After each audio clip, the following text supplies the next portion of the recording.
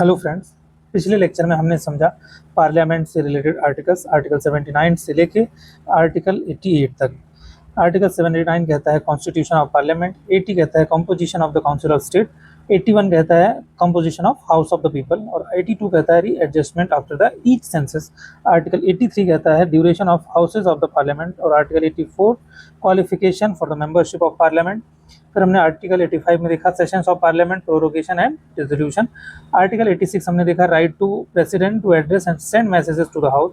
Article 87 हमने देखा special address by the president and last article देखा हमने 88 rights of minister and attorney general for India as respect to the houses. अब इस पूरी video में हम देखने वाले हैं ऑफिसर्स ऑफ द पार्लियामेंट।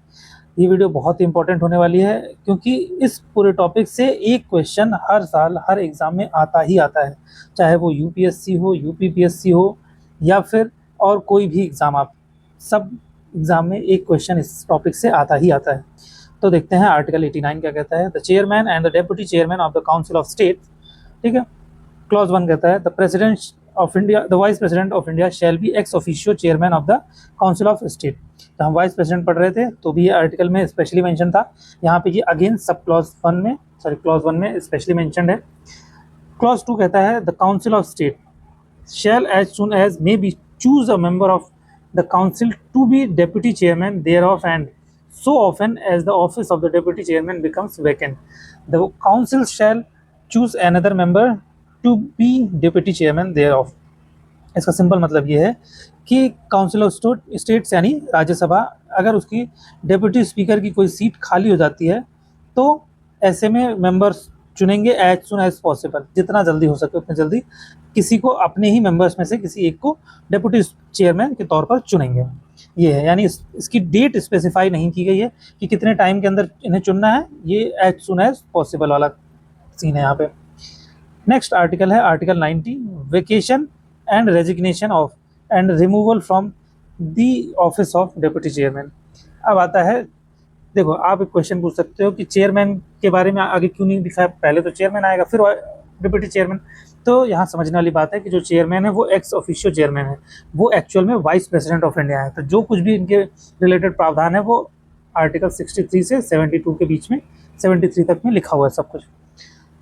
तो इसमें अब क्या कहते हैं कि अगर डेप्यूटी चेयरमैन की सीट खाली हो जाए, रेजिग्नेशन दे दें, किसी भी तरीके से वेकेशन आ जाए तो क्या करा जाएगा, उसके लिए इसमें प्रावधान। A member holding office as deputy chairman of the council of state, पहली condition, shall vacate his office if he ceases to be the member of the council। अगर member of council of state नहीं रहे तो उनको तुरंत अपने office को vacate करना पड़ेगा। तुरंत नहीं लिखा है, वैसे इमीडिएट वर्ड यहीं यूज है, तो ये ध्यान रखने वाली बात है। बी क्लॉज कहता है may at any time by writing under his hand address to the chairman resign his office. यहाँ अगेन समझने वाली बात है, मे लिखा है, दैट मीन्स कि ये कभी भी जब इनके मन करे ये उस समय अपने हाथ से लिखा हुआ या फिर लिखे हुए पे अपने हाथ से साइन करके इसे चेयरमैन को एड्रेस करते हुए रिज़ाइन कर सकते हैं अपने ऑफिस से। लेटर किसी भी तरीके का हो, अंडर हिज हैंड का मतलब है कि उनका फिजिकल सिग्नेचर होगा, बिना फिजिकल सिग्नेचर के ये रेजिग्नेशन नहीं मान्य होगा। नेक्स्ट सब क्लॉज है सी may be removed from his office by a resolution of the council passed by a majority of all the then members of the council।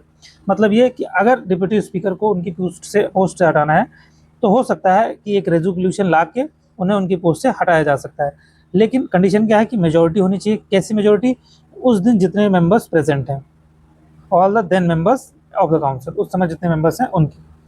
इसी clause sub clause के लिए एक proviso added है, provided that no resolution for the purpose of clause C shall be moved unless at least 14 days notice has been given of the intentions to remove the resolution. माने 14 दिन की notice deputy chairman को दी जाएगी कि हम आपको हटाने वाले हैं। सेम चीज़ वाइस प्रेसिडेंट के लिए था, सेम चीज़ प्रेसिडेंट के लिए कि उनको रेजिग्नेशन, उनको हटाने के लिए जो रेजोल्यूशन आने वाला है उससे पहले 14 दिन की नोटिस दी जाएगी और फिर ये जो रेजोल्यूशन है ये मेंबर काउंसिल ऑफ स्टेट में प्रपोज किया जाएगा।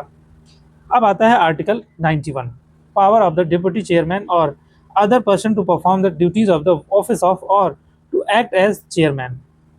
यानी डिप्टी चेयरमैन की पावर्स क्या हैं या फिर अगर वो चेयरमैन की ड्यूटी निभाते हैं तो उनकी क्या पावर्स हैं। तो पहला क्लॉज कहता है while the office of chairman is vacant, यानी खाली है, और ड्यूरिंग एनी पीरियड और किसी अन्य समय when the vice president is acting as or discharging the functions of the president. दो कंडीशन है कि मान लो वाइस प्रेसिडेंट ने रेजिग्नेशन दे दिया है किसी अन्य रीजन से, वैकेंट का मतलब कुछ भी हो सकता है, इनकी डेथ हो गई, रेजिग्नेशन हो गया या हटा दिया गया, किसी भी तरीके से ये वैकेंट हो गई तो, या फिर दूसरा रीजन क्या है कि ये वाइस प्रेसिडेंट प्रेसिडेंट की पोस्ट पर बैठे हुए हैं, ऐसे टाइम पे अगर वो सीट खाली हो जाए तो क्या होगा, the duties of the office shall be performed by the deputy chairman, यानी अब जो काम चेयरमैन करते थे उसको कौन करेगा, डिप्टी चेयरमैन करेगा। और if the office of deputy chairman is also vacant, अगर डिप्टी चेयरमैन भी नहीं है अपनी सीट पे, तब by such member of the council of state as the president may appoint for the purpose, यानी अगर डिप्टी चेयरमैन भी नहीं है तो काउंसिल ऑफ स्टेट के किसी भी मेंबर को प्रेसिडेंट अपॉइंट कर सकते हैं एज अ चेयरमैन या फिर एज अ डिप्टी चेयरमैन। अब आता है सेकेंड क्लॉज। सेकेंड क्लॉज के लिए क्या लिखा है, ड्यूरिंग द एब्सेंस, ध्यान रखने वाली बात है, यहाँ पे वर्ड है वैकेंट, यहाँ पे वर्ड है एब्सेंस। एब्सेंस का मतलब है कि ये अभी भी इस पोस्ट को होल्ड करते हैं, बट किसी कारण मान लो इलनेस हो गई या इनको कुछ ऐसी क्रॉनिकल बीमारी हो गई कि या कुछ भी रीजन से ये आज नहीं आने वाले हैं अपने कुर्सी पे बैठने के लिए, तो उस केस में क्या होगा, the chairman from any sitting of the council of state, deputy chairman यानी, और if he is also absent, यानी अगर चेयरमैन और डिप्टी चेयरमैन मान लेते हैं दोनों एब्सेंट है, तो तीसरे केस में क्या, such person as may be determined by the rules of procedure of the council, यानी रूल्स जो काउंसिल का जो रूल्स ऑफ प्रोसीजर है उसमें ऑलरेडी डिसाइडेड है कि आगे क्या होगा, लेकिन फिर भी क्या है, और if no such person is present, यानी जो इन्होंने रूल बनाया है कि मान लो चेयरमैन हटा नहीं आए हैं तो डिप्टी चेयरमैन बैठेंगे, मान लो चेयरमैन डिप्टी चेयरमैन भी नहीं आए तो इन्होंने एक पर्सन को बना रखा है कि senior most person of the house, चलो वो भी नहीं आए हैं, तो फिर क्या होगा, ऐसे केस में such other person may be determined by the council shall act as a chairman, यानी ऐसे केस में काउंसिल खुद डिसाइड करेगी कि कोई अन्य पर्सन एज अ चेयरमैन वहां पे काम कर सकता है। अब नेक्स्ट आता है article 92, the person the chairman or the deputy chairman not to preside while a resolution for his removal from the office is under consideration, यानी अगर चेयरमैन या डिप्टी चेयरमैन को उनकी पोस्ट से हटाने का रेजोल्यूशन उस हाउस में डिस्कस किया जा रहा है तो वो प्रिसाइडिंग ऑफिसर नहीं होंगे। अब इसमें डिटेल में क्या लिखा है, क्लॉज 1 कहता है at any sitting of the council of state while any resolution for the removal of the vice president from his office is under consideration, यानी वाइस प्रेसिडेंट को उनकी सीट से हटाना है, ये हमें वहाँ पे भी ध्यान दिया गया है जब हमने आर्टिकल 63 से 73 के बीच में पढ़ा था वाइस प्रेसिडेंट के बारे में, तो भी वहाँ पे रिमूवल के बारे में था, यहाँ पे डिटेल में अब रिमूवल है। और एक चीज़, चेयरमैन को अगर हटाना है तो रेजोल्यूशन कहाँ आएगा, यस काउंसिल ऑफ स्टेट में आएगा, इसलिए क्योंकि ये इसी के मेंबर हैं, चेयरमैन है एक्स ऑफिशियो, तो इसलिए इनको हटाने के लिए काउंसिल ऑफ स्टेट में ही रेजोल्यूशन आएगा, हाउस ऑफ द पीपल में नहीं जाएगा। ठीक, अब बात आती है कि जब इनको हटाने की बात चल रही है, कंसिडरेशन में चल रहा है, तो और while any resolution for the removal of deputy chairman from his office is under consideration, यानी चेयरमैन या फिर डिप्टी चेयरमैन को हटाने की बात चल रही है, तब क्या होगा, the deputy chairman shall not though he is present preside and provisions of clause 2, देखो एक सिंपल चीज़ यहाँ तक कि ऐसे केस में चेयरमैन क्या होगा, वो बंदा प्रेजेंट हो सकता है बट प्रिसाइड नहीं कर सकता, वो इस चीज़ को प्रिसाइड नहीं करेगा, प्रेजेंट हो सकता है, सुनवाई कर सकता है, लेकिन वो इस चीज़ का जज नहीं बन सकता, मतलब चेयरमैन इज या फिर डिप्टी चेयरमैन अगर वो अपनी सीट पे बैठा तो काइंड ऑफ जज ही हुआ ना, कि पूरे हाउस में क्या काम होगा तो सारा कंट्रोल इनके हाथ में है, प्रेजेंट होकर सब कुछ सुन सकते हैं बट वो जज वाले का पोजीशन पे नहीं बैठेंगे। And the provisions of the clause 2 of 91 shall apply in relation to every such sitting as they apply in relation to a sitting from which the chairman or as the case may be the deputy chairman is absent। अब ऐसे case में आप सोचो कि chairman को हटाने की बात चल रही है, मान लो डिप्टी चेयरमैन नहीं है, ठीक है, अब ऐसे टाइम पे होगा क्या, ये राज्यसभा है, राज्यसभा की ये सीट है, तो भाई जब इस पे सीट पे बैठने वाला चेयरमैन ही नहीं है, इसी को हटाने की बात चल रही है, तो इसमें कौन इसे प्रिसाइड करेगा, तो ऐसे केस में क्या होगा, आर्टिकल 91 का सब क्लॉज 2 ये अप्लाई होगा, ऐसी कंडीशन जब प्रेसिडेंट पार्लियामेंट चेयरमैन एब्सेंट है, तो वो वाला क्लॉज इस्तेमाल करके जो बंदा यहाँ पे ऐसे केस में क्या होगा, चेयरमैन हटाया जा रहा है तो डिप्टी चेयरमैन, मान लो डिप्टी चेयरमैन और चेयरमैन दोनों ही हटाए जा रहे हैं, तो ऐसा बंदा जो अगला जिसे काउंसिल ने डिसाइड कर रखा हो रूल्स के हिसाब से। ठीक, अब आता है अगला आर्टिकल, सॉरी अगला clause, clause 2, the chairman shall have the right to speak in and otherwise to take part in the proceedings of the Council of State while any resolution for the removal of the Vice President from his office is under consideration in Council, but notwithstanding anything in the Article 100 shall not be entitled to vote at all on such resolution or on any other matters during the such proceedings। Simple language में ये है कि chairman को हटाने की बातचीत चल रही है, तो वो बंदा वहाँ प्रेजेंट होकर सब कुछ सुन सकता है, बोल सकता है, राइट टू स्पीक है, उनको बोलने का अधिकार, सब कुछ करने का अधिकार है। बस एक चीज़ का अधिकार नहीं है, वो है आर्टिकल 100 में बोलते हैं राइट टू वोट। तो वो अपने हाउस में वोट नहीं डाल सकते, बाकी सारे अधिकार उनके पास है। और ये क्वेश्चन यूपीएससी यूपीपीएससी में खूब पूछा जाता है, खासकर चेयरमैन को लेके नहीं, स्पीकर को लेके पूछा जाता है। तो वो हम आगे बढ़ेंगे अगले ही आर्टिकल में। आर्टिकल 93 में कहता है the speaker and the deputy speaker of the house of the people, the house of the people shall as soon as may be choose 2 members of the house to be respectively speaker and deputy speaker. यानी ध्यान रखने वाली बात है, उसमें इन्होंने ऊपर वाले आर्टिकल में ये नहीं बोला था चेयरमैन और डिप्टी चेयरमैन के लिए कि 2 बंदे चुने जाएंगे वहाँ, क्योंकि वाइस प्रेसिडेंट का चुनाव अलग से होता है, सेपरेट तरीके से होता है। बट यहाँ पे जो चुनाव होने वाला है स्पीकर और डिप्टी स्पीकर का, उसके लिए हाउस ऑफ द पीपल के लोग वोट डालेंगे। तो ये इसलिए क्या होगा कि एक साथ ये लोग 2 लोग को चुनते हैं, एक स्पीकर चुनेंगे, एक डिप्टी स्पीकर चुनेंगे। So often as the office of the speaker और डिप्टी स्पीकर बिकम वैकेंट, ये क्वेश्चन यूपीएससी ने अभी रिसेंटली पूछा था कि कब डिप्टी स्पीकर और स्पीकर के लिए चुनाव किया जाएगा। तो यहाँ पे भी टाइम इन्होंने नहीं डिसाइड किया है, as soon as possible word use कर लिया, समझ लो। जैसे ही वैकेंट होगा जल्द से जल्द करवा लेंगे। The house shall choose another member to the speaker और deputy speaker as the case may be. अगर ये मान लेते हैं दोनों ही सीट खाली है, तो तीसरा बंदा कौन होगा? तीसरा बंदा जिसको ये हाउस ऑफ द पीपल चुनेंगे। अब नेक्स्ट आता है article 94 vacation and resignation of and removal from the offices of speaker and deputy speaker. यानी 2 कंडीशन हो सकती है, पहला वेकेशन या खाली हो जाए किसी तरीके से सीट, या फिर रेजिग्नेशन के थ्रू हो जाए, या फिर रिमूवल कर दिया जाए। तो ऐसे में क्या होगा? A member holding office as speaker और deputy speaker of the house of the people, तो पहला क्लॉज है sub clause shall vacate his office if he ceases to the member of the house. जैसे आज के समय में ओम बिरला जी हैं हमारे स्पीकर, अगर मान लेते हैं किसी कारण से ओम बिरला जी की सीट चली जाती है, कोटा से एमपी हैं और इनकी जो एमपी सिप है वो चली जाती है किसी रीजन से, तो इन्हें स्पीकर की जो पोस्ट है ये छोड़नी पड़ेगी। दूसरी कंडीशन क्या है? May at any time by writing under his hand addressed if such member is the speaker to the deputy speaker and if such member is the deputy speaker to speaker resign his office। ये क्या कहता है कि पहले तो ये खुद लिखेंगे, चाहे अपने हाथ से लिखें या टाइप करवाएं, बट लास्ट में इनको खुद साइन करना पड़ेगा अंडर हिज हैंड, फिजिकली इनको साइन करके। अगर स्पीकर रिजाइन कर रहे हैं तो वो डिप्टी स्पीकर को लिखेंगे, और अगर डिप्टी स्पीकर रिजाइन कर रहे हैं तो वो स्पीकर को अपना रेजिग्नेशन लिखेंगे। ये है इस क्लॉज का मतलब। अब आता है clause 3 may be removed from his office by a resolution of the House of the People passed by a majority of all then members of the House। Same चीज जैसे चेयरमैन या डिप्टी चेयरमैन को हटाने की बात चल रही थी, वैसे इसमें है कि इन्हें हटाया जा सकता है मेजोरिटी के थ्रू, उस दिन जितने लोग प्रेजेंट हैं उसके हिसाब से। अब इसी के लिए प्रोवाइजो ऐड है, provided that no resolution for the purpose of clause C shall be moved unless at least 14 days notice has been given of the intention to move the resolution. यानी 14 दिन का नोटिस। अब आप ध्यान रखो, प्रेसिडेंट हो गया, वाइस प्रेसिडेंट हो गया, चेयरमैन हो गया, स्पीकर हो गए, फिर आता है डिप्टी चेयरमैन हो गए, डिप्टी स्पीकर हो गए। ये सारे पोस्ट से इनको हटाने के लिए 14 दिन की नोटिस देना पड़ेगा, तब आप इसके बाद रेजोल्यूशन ला सकते हैं। नेक्स्ट प्रोवाइजो एडेड है, provided further that wherever the house of the people is dissolved. यानी अगर पार्लियामेंट लोकसभा डिसॉल्व हो जाए तब क्या होगा? The speaker shall not vacate his office until immediately before the first meeting of the house of the people after the dissolution. एक interesting बात ये क्वेश्चन भी कई बार पूछा गया है कि मान लेते हैं कि लोकसभा डिसॉल्व हो जाए तो कौन रहेगा होल्ड करने वाला?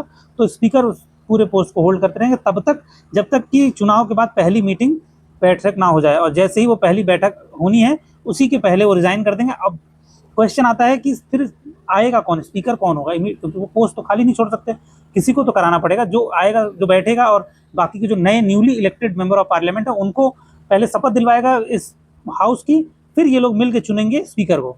तो ऐसे में क्या होता है, जो सबसे ओल्डेस्ट हैं पूरे हाउस के, जो ओल्डेस्ट मेंबर हैं, उन्हीं को ये प्रीवियस वाले speaker as a convention oldest member of the house को चुनते हैं।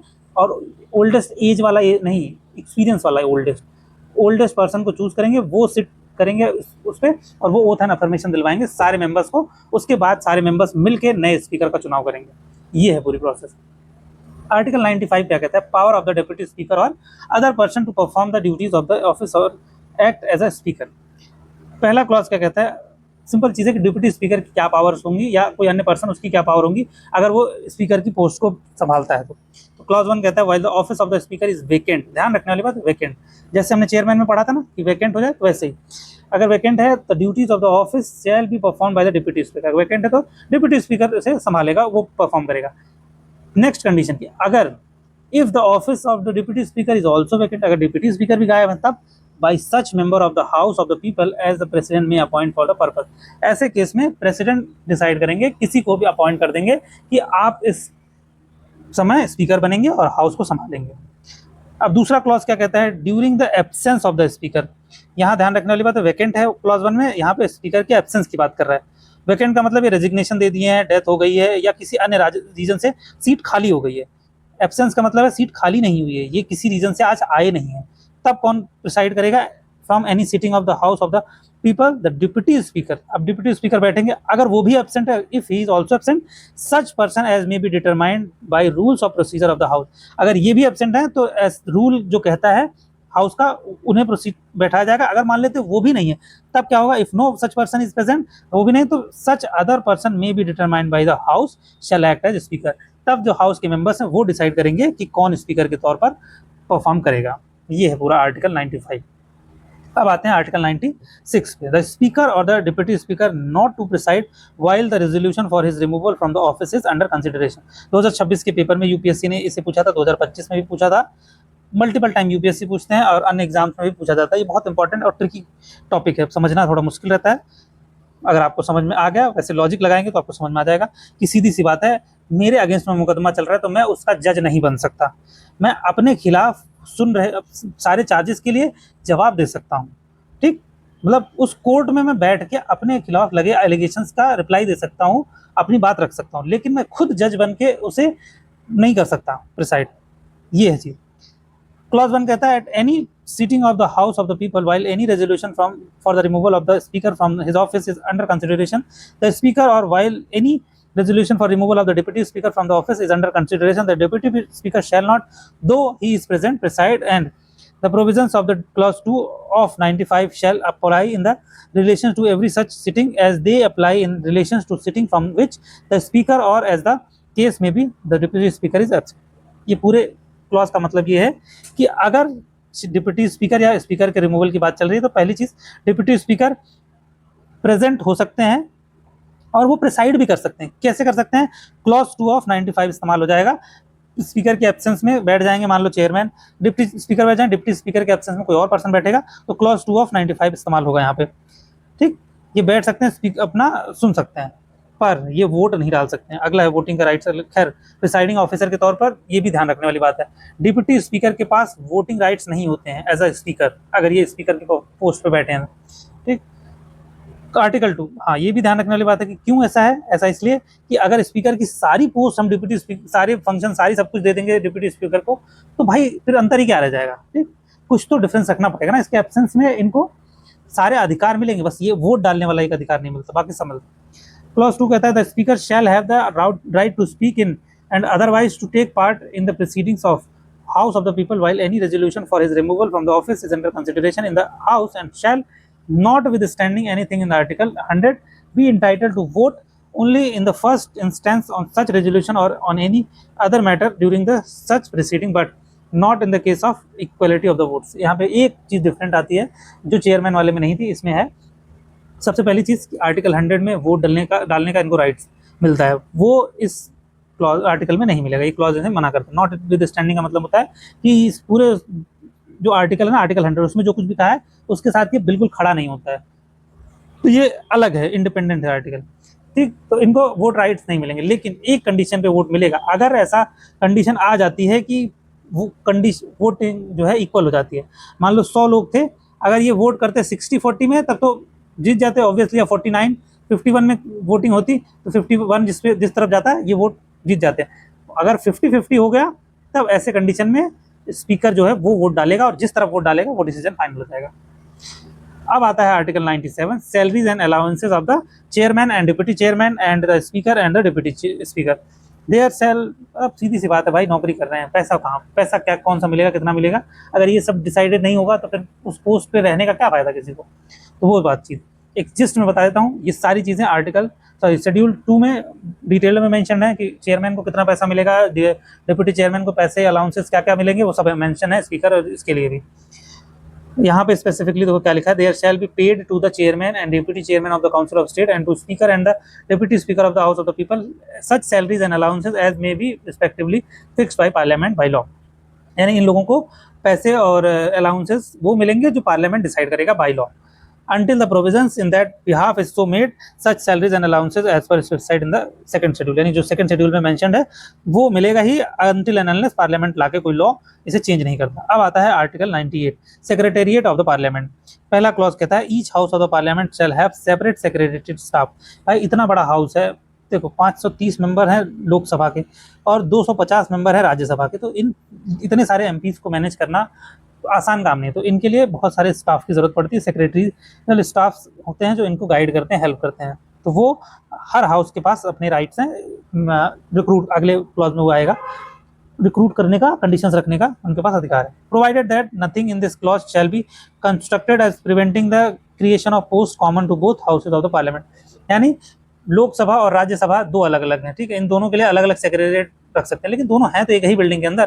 तो एक यहाँ पे कॉमन सेंट्रल हॉल भी है, तो राज्य पार्लियामेंट के पास पावर है कि वो चाहे तो ऐसे ऑफिसर्स भी नियुक्त कर सकते हैं जो लोकसभा और राज्यसभा दोनों के लिए काम कर सकते हैं। अब आता है clause 2, parliament may by law regulate the recruitment and conditions for services of persons appointed to the secretarial staff of either house of the parliament. यानी पार्लियामेंट लॉ बना के इनके रिक्रूटमेंट की चीज़ों को रेगुलेट कर सकता है और conditions of service of person appointed रख सकता है, यानी कंडीशंस की आप क्या क्या करोगे, कैसे करोगे, किन कंडीशंस पे आपको जॉब करनी है, ये है चीज़। अब क्लॉज 3 क्या कहता है, until provision is made by the parliament until under clause 2 the president may after consultation with the speaker of the house of the people or the chairman of the council of state as the case may be make rules regulating the recruitment and the condition of the services certain persons appointed to the secretarial staff of the house of the people or the council of states and any rules so made shall have effect subject to the provisions of any law made under the said clause। यानी बहुत simple सी बात है, जो यहाँ पे clause 2 में कहा गया है कि पार्लियामेंट बाई लॉ कुछ भी कंडीशन रख सकती है रिक्रूटमेंट के, लेकिन साथ में थर्ड वाले क्लॉज में ये बोला गया है कि अगर आप हाउस ऑफ द पीपल यानी लोकसभा के लिए कुछ काम कर रहे हैं, कुछ कंडीशन रख रहे हैं, तो आप स्पीकर का कंसल्ट करेंगे, और अगर आप काउंसिल ऑफ स्टेट के लिए कर रहे हैं तो आप चेयरमैन को कंसल्ट करेंगे। में लिखा है, आप नहीं भी करेंगे तो भी चल जाएगा, आप डायरेक्ट रूल बना सकते हैं, ठीक। अब आता है अगले वीडियो में हम इसे समझेंगे conduct of business. I hope आपको समझ में आया होगा। प्लेलिस्ट अबेयर एक्ट सीरीज़ की प्लेलिस्ट फॉलो करें और पॉलिटी की अन्य इंटरेस्टिंग वीडियोज़ को देखिए। मिलते हैं अगली वीडियो में, तब तक के लिए जय हिंद जय भारत।